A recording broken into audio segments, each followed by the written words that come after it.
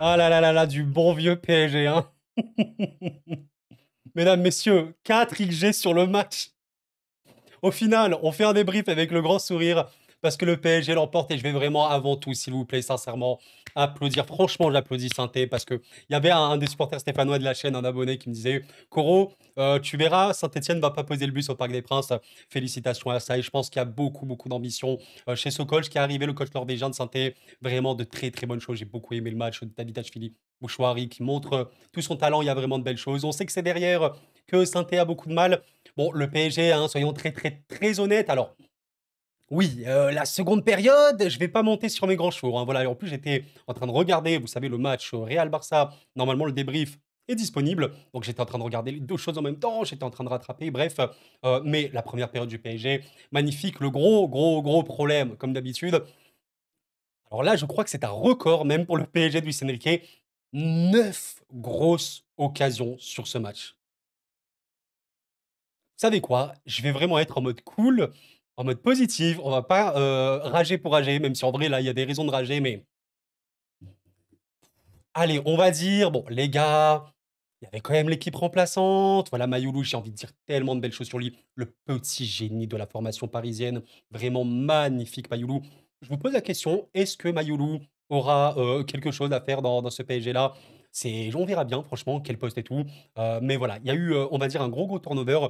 Pacho était sur le banc. Doué, il est un peu titulaire en ce moment. Il était sur le banc. Vitsi sur le banc. Warren sur le banc. D'autres, voilà, Neves sur le banc. Bref, mais très, très bon match du PSG en première période, sauf la finition. En seconde, c'était plus compliqué. Bah, malgré ça, tu as 3 grosses occasions que tu rates. Voilà, c'est dommage, mais vous savez, les amis, j'ai envie de vous parler d'un homme. Je vous fais ce teasing-là, si jamais vous êtes disponible ce lundi, mais vous avez vu Saint-Etienne a marqué par Davidashvili, joueur géorgien. J'ai envie de vous en parler, bien évidemment. Oh là là là là, Kvara, viens t'amuser avec eux. Viens t'amuser avec eux, Gvisha. Gvisha Kvaratskhelia, s'il te plaît, viens illuminer le Paris Saint-Germain de ton talent. Viens nous montrer le football. Viens marquer des buts pour nous. Viens t'amuser avec ces joueurs-là. Je vous jure, les gars. Est-ce que vous appréciez d'ailleurs ce petit design de Kvara? Il est fait par le compte VM Design. Je ne suis pas du tout sponsorisé, mais c'est un avis à moi. Salut à toi si tu passes par là. Très, très, très, très professionnel. Et il fait beaucoup de choses. Mais ouais, honnêtement, quand je vois ce PSG-là qui manque réellement de finition, hein, c'est terrible et surtout que sur ce match-là, contre un Saint-Etienne, qui on le sait, est une équipe très, très, très friable défensivement. C'est sûrement même pire que Montpellier, l'équipe qui a la défense la plus absurde. Euh, voilà, très beaucoup d'erreurs en plus.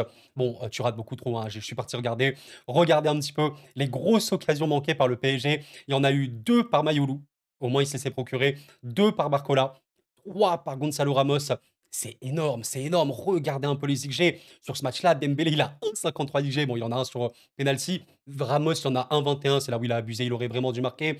C'est frustrant, forcément. Ramos, titulaire dans ce genre de match-là, il doit marquer pour montrer, bah regarde, monsieur Luis Enrique, je suis là, mais moi titulaire, même si, ouais, on a compris que voilà, il comptait pas sur Ramos en tant que titulaire, Luis Enrique, parce qu'il cherche un joueur de connexion, on va dire, de Lyon, plus habile balle au pied, qui peut porter le ballon, qui sait dribbler et tout. Bon. Mais dommage pour Gonzalo qui rate. Alors, je vais pas vous mentir, vous avez bien vu, je crois, Bradley Barcola aura marqué un but qui a été refusé. Je vous avoue que le refus, alors est-ce qu'il y a vraiment faute? Personnellement, j'ai pas vu la faute, hein. Je vais pas jouer la mauvaise foi et tout, même si voilà, ouais, j'ai pas trouvé que c'était le match du siècle non plus pour Bradley, hein. Au niveau des dribbles réussis, tu vois notamment 0 dribble réussi sur 4 pour Bradley. Ça fait un peu mal au cœur quand tu vois ben, le petit Seny Mayolu, 4 sur 4 dribbles réussis. Magnifique Mayolu, je vous jure. Franchement, il a très très peu joué cette saison. On va regarder ça. 261 minutes jouées. Mais sincèrement, le peu de fois où il a joué, ben moi j'ai été ému. Franchement, je me suis dit, le mec a beaucoup de talent. Est-ce qu'il sera un jour vraiment intégré complètement à l'effectif? Nous verrons bien. Franchement, ce sera très intéressant de le noter. Mais voilà, pour vous dire ce que disait Jamel le 16 août en 2024, quelqu'un lui demandait est-ce que Mayoulou il va partir, etc. Et il disait que pour être honnête, de base, la tendance c'était un départ. Et oui, complètement. Mais il a décidé de signer chez nous grâce à Lucho, qui l'apprécie beaucoup et qui le joint à la parole aux actes avec lui. Et c'est ce qui a inversé la tendance. Donc, franchement, je suis très, très intéressé par savoir ce qu'il va faire. Mais voilà, c'est pour ça que moi, j'aime trop, trop le PSG. Bon, oui, c'est mon club de cœur, donc c'est normal que j'aime mon équipe. Mais je pense qu'il y a beaucoup de supporters parisiens et je vais pas vous jeter le bâton. Vous faites ce que vous voulez, vous avez vos raisons. Je vais pas dire qu'ils sont négatifs envers le PSG, mais disons qu'ils sont un peu moins dans l'amour. Peut-être qu'on attend trop et cetera, même si bien sûr qu'il faut avoir des attentes et moi le premier j'ai beaucoup d'attentes envers ce PSG-là. Mais pourquoi j'aime cette équipe? Parce que je suis tellement, tellement intrigué par l'avenir. Je vois vraiment les choses sur le long terme. Le Paris Saint-Germain, c'est un projet sur le vrai, vrai long terme. Quand tu vois des mecs comme Mayoulou, 18 ans, le gars, 2006. Quand tu vois Warren Zaïre-Emery, Neves, Vitinha, quand tu vois Barcola, voilà, potentiellement Kvara qui va venir, Ramos, etc. Enfin, Nuno Mendes, Hakimi, tout ça, c'est des joueurs qui sont jeunes, qui ont 5 ans, 10 ans, même 15 ans pour certains devant eux. Ça sera incroyable. Avec les mercato et tout qui arriveront, l'évolution naturelle de ces joueurs et un coach qui fait jouer les jeunes, qui les fait grandir et les fait évoluer dans le bon sens, comment ne pas être excité? Je suis tellement, tellement, tellement intrigué par tout ça. Et voilà, bien sûr, qu'il y a des problèmes dans ce PSG. Là, pour l'instant, tu sens quand même qu'il n'y a pas du tout de finition hein, dans cette équipe. C'est pas normal, hein. Vous savez, Saint-Etienne, ils se sont pris, je ne sais pas si vous vous en rappelez, cette saison, un tout petit score contre les DC Nice, 8-0. Je rappelle que sur ce match-là, Nice a eu 7 grosses occasions. Ils en ont raté qu'une seule, c'était marqué. Et ben voilà. Voilà ce qui se passe contre Saint-Etienne si tu mets toutes ces occasions. Tu les massacres complètement. Oui, le PSG, complètement, aurait pu gagner 8-0 ce soir. Ils auraient pu. Ça n'a pas été le cas. Bah écoutez, tant pis, hein. Mais franchement, ça fait un peu peur de se dire, ouais, t'as 9 grosses occasions et tu en rates 8. C'est vraiment terrible ici. Il faut quand même qu'on parle de certains points négatifs. Ah là là, le débat, hein, le débat. Je sais qu'il y a beaucoup, beaucoup, beaucoup d'avis tranchés, même voilà, sous ma chaîne, hein, sous les commentaires de mes vidéos. Concernant Donnarumma, vous voyez que là, sur le positionnement du coup franc de Tavitashvili qui marque, ouais, bon, il tente, je sais pas, sort de l'heure, il tente avec le mur à 4 et bon, malheureusement, il se fait complètement avoir. Mais ouais, en vérité, je pense que Donnarumma, maintenant, il y a un vrai débat concernant, son niveau. Je sais pas si vraiment c'est le terme niveau, le mot. Mais si oui, je trouve quand même que son niveau n'est pas à la hauteur du PSG. Mais même, j'ai pas envie de dire de la nonchalance ou quoi, parce que je sais pas ce qui se passe dans la tête du joueur, mais son implication. À quel point Gigio Donnarumma est impliqué dans le projet du Paris Saint-Germain. Le pire, c'est que vous savez, le poste de gardien de but, c'est très particulier. Je trouve que ça joue énormément mentalement. Parfois, dans un match, tu touches pas du tout le ballon, mais tu dois faire les arrêts quand il le faut.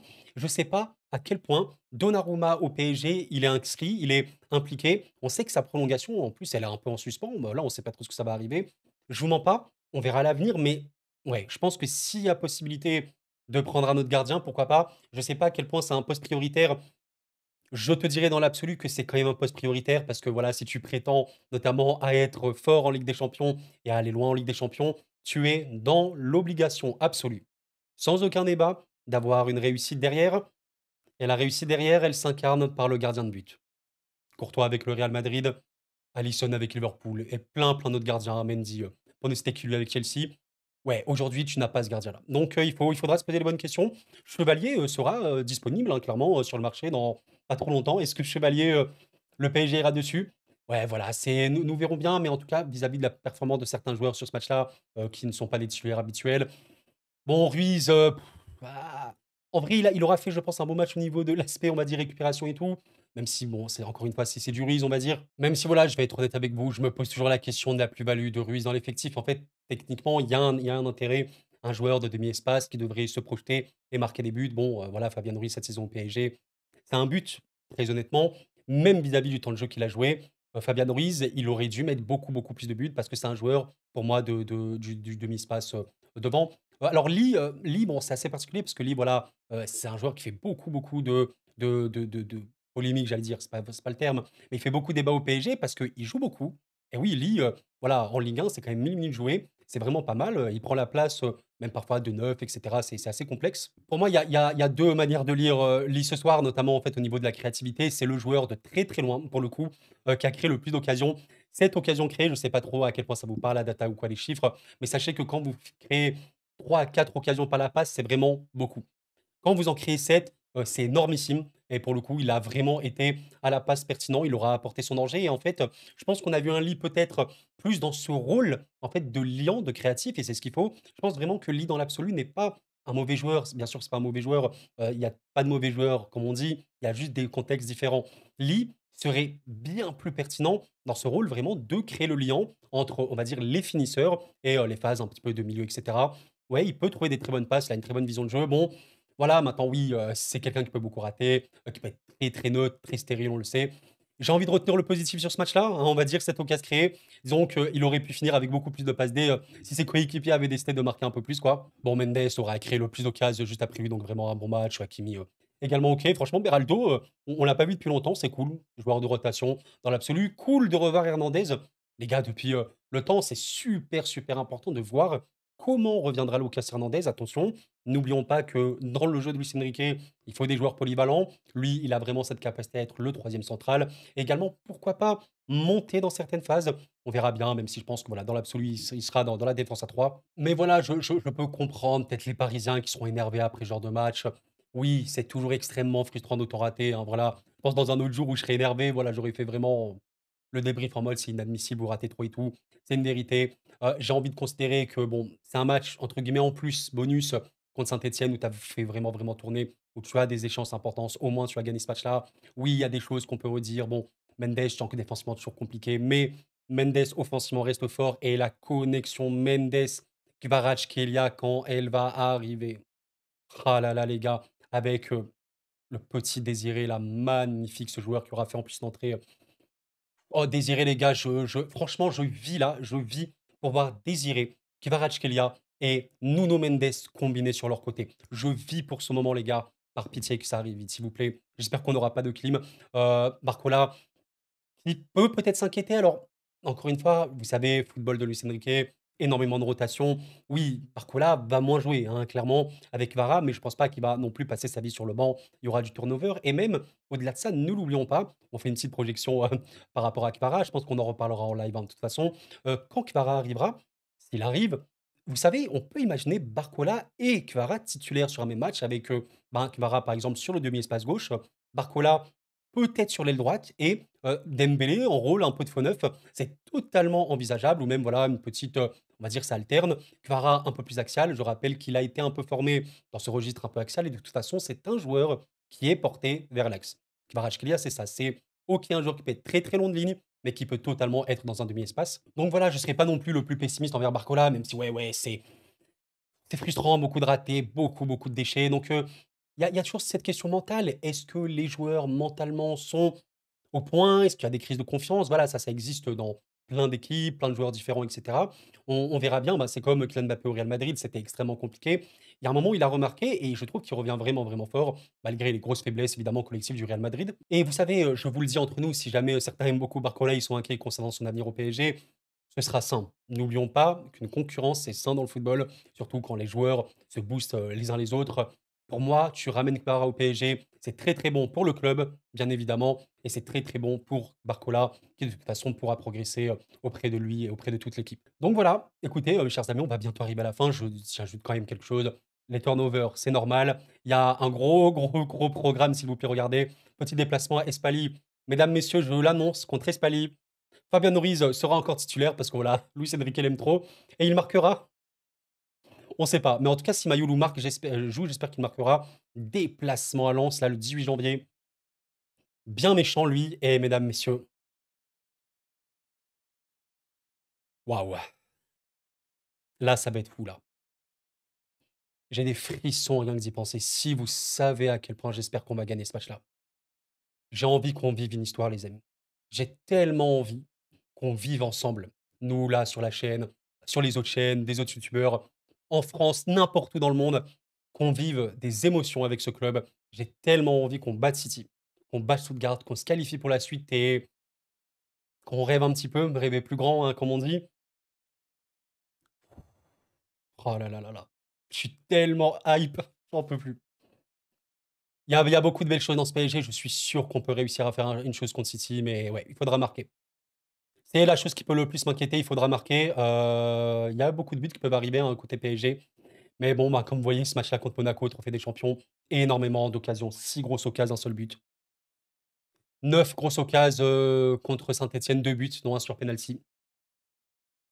Ouais, ça va être la question contre City. Qui sera capable de marquer beaucoup de buts? Nous verrons bien. Mes chers camarades, c'est la fin de cette vidéo. Merci de l'avoir suivi. Pensez au like avant de partir, ça m'aide énormément. Et j'ai un dernier mot quand même à adresser à Saint-Étienne, encore une fois. Très, très noble en vrai. Très noble, c'est pas du tout le terme, mais c'est vraiment beau d'arriver au Parc des Princes, hein, quand tu sais à quel point c'est dur de jouer là-bas. Proposer un vrai jeu. Essayer de chercher le PSG. Presser haut. Magnifique.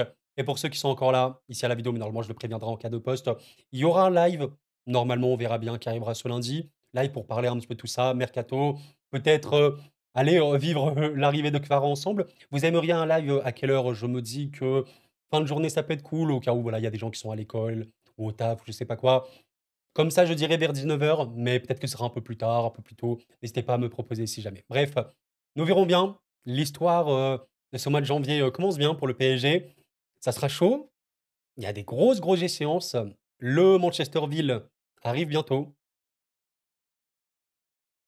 et l'issue est incertaine. Nous verrons bien. Merci d'avoir suivi la vidéo les amis, c'était cool, prenez soin de vous et la paix sur vous.